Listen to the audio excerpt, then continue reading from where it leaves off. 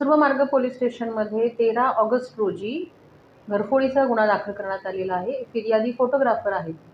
त्यामध्ये त्यांचा लॅपटॉप आणि काही साहित्य त्या ठिकाणी घरफोडी झाली होती त्यांच्या घरी.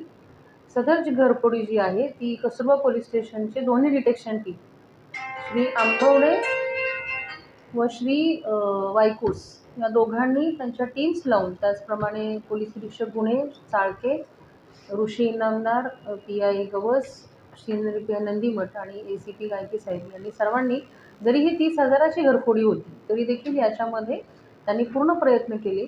यामध्ये असं झालेलं आहे की सदर गुन्ह्यामधील एक रिक्षा वापरण्यात आलेली आहे असं यांचं तांत्रिक तपासाद्वारे यांचं निदान झालं.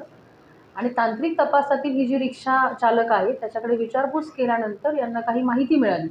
त्या माहितीप्रमाणे त्याच्यावरती वर्कआउट केल्यानंतर आरोपी हे मीरा रोड त्याचप्रमाणे मोखाडा ह्या भागात असल्याची त्यांना माहिती मिळाली. त्यावरती त्यांनी पुन्हा वर्कआउट केलं आणि मोखाड्याला नाकाबंदीमध्ये त्यांची जी गाडी आहे वेरणा गाडी आणि हे 5 आरोपी त्या ठिकाणी पकडण्यात आलेले आहेत.